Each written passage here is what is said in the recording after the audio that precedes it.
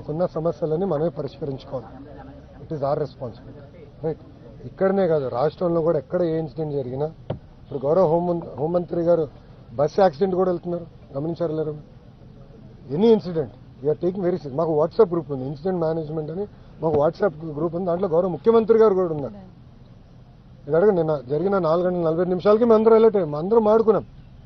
మళ్ళీ ఎంపీ గారితో మాట్లాడా, ఎమ్మెల్యే గారితో మాట్లాడా, గణబాబు గారితో మాట్లాడా, హెచ్ఎం గారు ఇమీడియట్గా స్పందించారు. ఇట్స్ రెస్పాన్సిబిలిటీ అమ్మా. మేమేదో టీమ్ 11 కెప్టెన్ సమాధానం చెప్పినందుకు మేము లేము ఇక్కడ. తెలుగులకి కోసం, ఆంధ్రుల కోసం సమాధానం చెప్పాలి. మా బాధ్యత ఇది. 164 స్థానాలు గెలిపించిన తర్వాత మేము పరదాలు కట్టుకుని తిరగట్లేదు ఎవరు. పాప కార్మికుడు ఎక్కడి నుంచో దూరం నుంచి అరుస్తుంటే నేను ఎందుకు అరుస్తున్నానా? దగ్గర రా, అదే దగ్గర వచ్చాడు, మేము కూర్చున్నాం, మాట్లాడుకున్నాం. మందే భయ్, మన ప్లాంట్, మన రాష్ట్రం, మన సమస్యలు మనమే పరిష్కరించుకోవాలి. అంతేగాని మీరు కాపాడి నేను నాకేదో కొంచెం బీపీ పెరిగితే ఏం సాధిస్తాం? బీపీ వస్తుంది అంతే, సమస్యలు పరిష్కారం అవ్వు కదా. కూర్చొని పరిష్కరించాలి. ఇప్పుడు వాళ్ళు అడిగారు, కార్మికులు కూడా ఏమన్నారంటే అన్న కమిటీ సభ్యులు వచ్చినప్పుడు ఇక్కడ ఎవరు పనిచేస్తారో వాళ్ళు కూడా కలిస్తే బాగుంటుందంటే తప్పనిసరి కలుస్తారు. ఎందుకంటే అక్కడ ఏం జరిగింది, ఎలా జరిగింది వాళ్ళు కూడా వివరంగా తీసుకుంటారు. కమిటీ ఈరోజు సాయంత్రం వస్తారు, ఉంటారు ఎక్స్పర్ట్స్. నేను స్టీల్లో మాస్టర్స్ చేయలేదు, నాకు ఐడియా లేదు. ఓకేనా? వీఆర్ఎస్ స్కీమ్ లో టెక్నికల్ పీపుల్స్ ముందు అంటే ఇలాంటి కీలక విభాగాల్లో పనిచేసిన వాళ్ళందరూ కూడా వెళ్ళిపోయారు. అలాంటి అది నివేదిక ఇవ్వనండి అన్న, వీళ్ళు గోత్రుడు అంటే అన్ని ఊహాగానాలు. మీరు చెప్పింది ఏంటంటే కార్మిక సంఘ నాయకులు అంటున్నారు. ఇప్పుడు మూడో ప్రశ్న మీరు అడిగిన అన్ని ప్రశ్నలు అదొకటి వచ్చింది. ఎవరు అడిగారు కదా కార్మిక సంఘ నాయకులు ఇది అన్నారు, కార్మిక సంఘ నాయకులు అంటున్నారు. ఆ సమాధానం చెప్పిన నేను లేను. ఎవరు? అరే వాళ్ళు అడుగుతారు, వాళ్ళకేం పోయింది? వాళ్ళు ఆయన ఎంత బాధ అంటే చెప్పేసి వెళ్ళండి అంట. ఎంత బాధ వస్తుందండి, దానికన్నా ఎక్కువ వస్తుంది కొంత కుటుంబాలు. కానీ నేను అనుకుంటే చెప్పేసి మీరు వెళ్ళిపోండి. అదే మరి ఇంకో నాయకుడు ఎంత బాధ అండి. మీరు తెరిపించారు కనుక జరిగిందంట. 15,000 కోట్ల రూపాయలు ప్యాకేజ్ ఇచ్చి మేము తెరిపిస్తే మళ్ళీ నష్టాల్లో ఉన్న ప్లాన్ని తిరిగి తెరిపిస్తే బ్యాక్లాగ్ జీతాలన్నీ కూడా చెల్లించి అన్ని స్ట్రీమ్ లైన్ చేసి ఇంకా నెల పర్ఫెక్ట్గా అన్ని స్ట్రీమ్ లైన్ చేసే పరిస్థితికి వచ్చి సంఘటన జరిగింది. బాధాకరం, దాంట్లో ఎలాంటి డౌట్ లేదు. కానీ ఇంకోసారి జరగకుండా చూసుకోవాల్సిన బాధ్యత ఉంది. విశాఖ ఒప్పుకొని మనకున్న సమస్యలని మనమే పరిష్కరించుకోవాలి. It is our responsibility, right? ఇక్కడనే కాదు, రాష్ట్రంలో కూడా ఎక్కడ ఏ ఇన్సిడెంట్ జరిగినా ఇప్పుడు గౌరవ హోంమంత్రి గారు బస్ యాక్సిడెంట్ కూడా వెళ్తున్నారు, గమనించారు లేరు?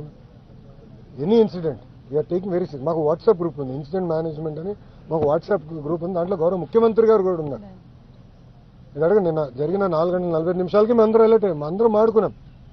మళ్ళీ ఎంపీ గారితో మాట్లాడా, ఎమ్మెల్యే గారితో మాట్లాడా, గణబాబు గారితో మాట్లాడా, హెచ్ఎం గారు ఇమీడియట్గా స్పందించారు. ఇట్స్ రెస్పాన్సిబిలిటీ అమ్మా.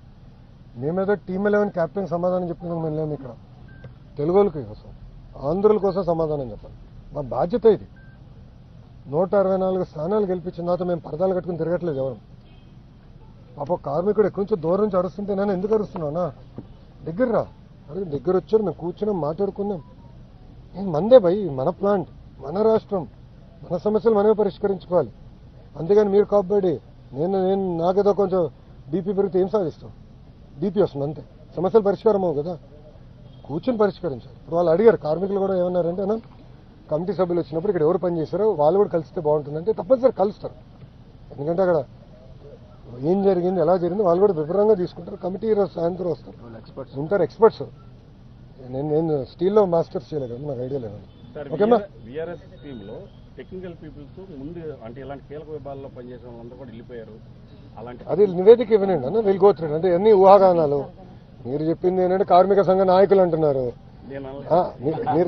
ఇప్పుడు మూడో ప్రశ్న మీరు అడిగిన అన్ని ప్రశ్నలు అదొకటి వచ్చింది. ఎవరు అడిగారు కదా కార్మిక సంఘ నాయకులు ఇది అన్నారు, కార్మిక సంఘ నాయకులు అంటున్నారు. ఆ సమాధానం చెప్పిన నేను లేను. ఎవరు? అరే వాళ్ళు అడుగుతారు, వాళ్ళకేం పోయింది?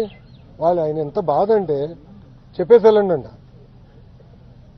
ఎంత బాధ వస్తుందండి, దానికన్నా ఎక్కువ వస్తుంది కొంత కుటుంబాలు. కానీ నేను అనుకుంటే చెప్పేసి మీరు వెళ్ళిపోండి. అదే మరి ఇంకో నాయకుడు ఎంత బాధ అండి. మీరు తెరిపించారు కనుక జరిగిందంట.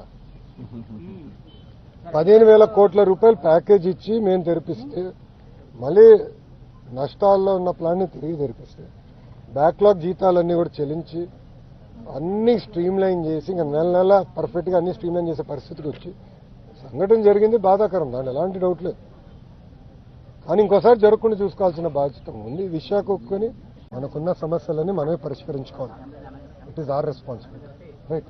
ఇక్కడనే కాదు, రాష్ట్రంలో కూడా ఎక్కడ ఏ ఇన్సిడెంట్ జరిగినా, ఇప్పుడు గౌరవ హోంమంత్రి గారు బస్ యాక్సిడెంట్ కూడా వెళ్తున్నారు, గమనించారు లేరు?